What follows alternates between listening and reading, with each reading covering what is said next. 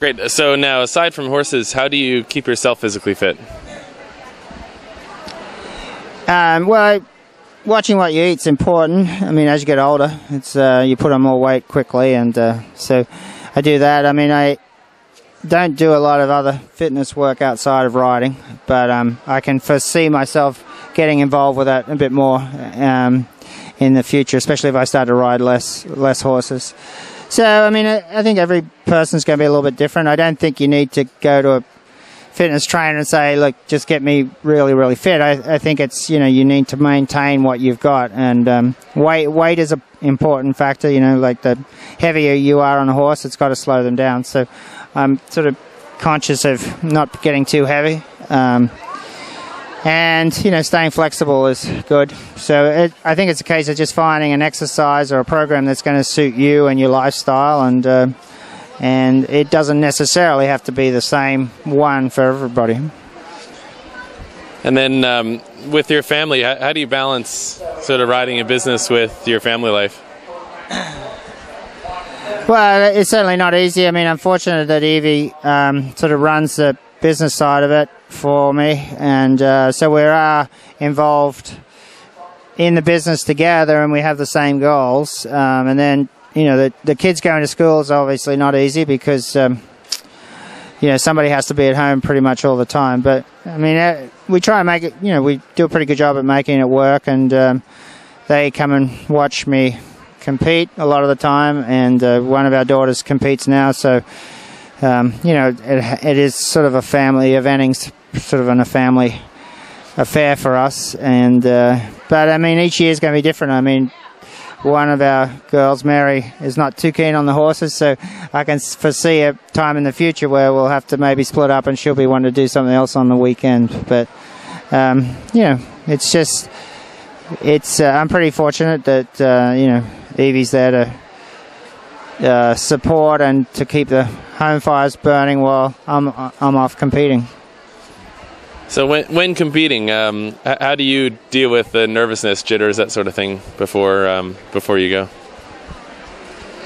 Well, I think nervousness can help you, as long as it doesn't restrict you. And so I think, I don't think people should be afraid of getting nervous. I think that's a good thing. And sometimes if I'm not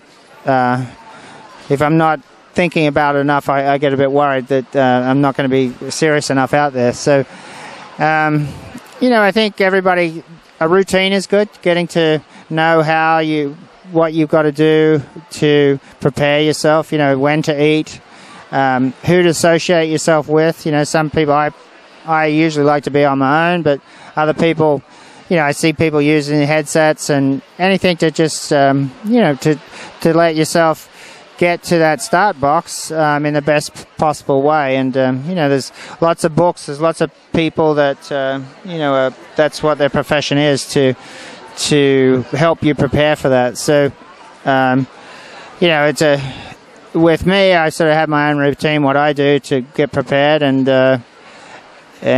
it works for me, and I think that everybody else, they have to come up with, every personality is going to be a little bit different, what they need to get themselves prepared mentally for the big day. Well, great. So how did it feel when you actually were able to win this competition after so many years? Yeah, I think I heard today that I've been second here 6 times. Yeah, it's pretty neat because actually I won it on Connaught, and he wasn't an easy horse for me. I think when we bought him, I think I fell off him like 2 or 3 times that year, and once here in Kentucky where I had a really crushing fall in the sunken road. So, I mean, I had the year before he was actually second, and I remember saying something to Mark Phillips. I said, I can't believe it, but if I get this horse a bit better on the flat, I could win here.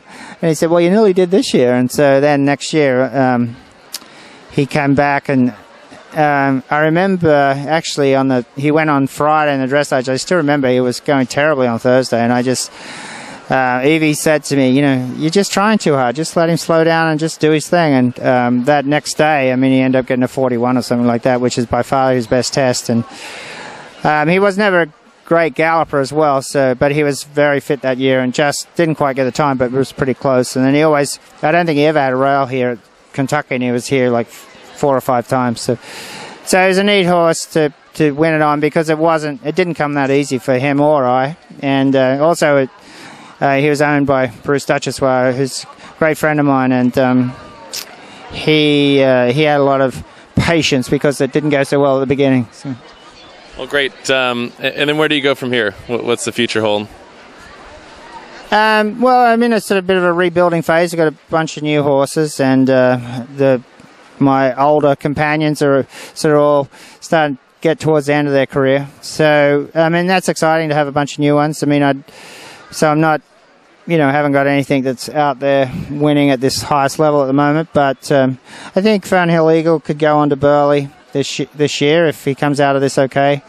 And, we've got the New Jersey 3-star and Bromont coming up as well. And hopefully by this time next year, we'll have a bunch of them looking good for the London Olympics.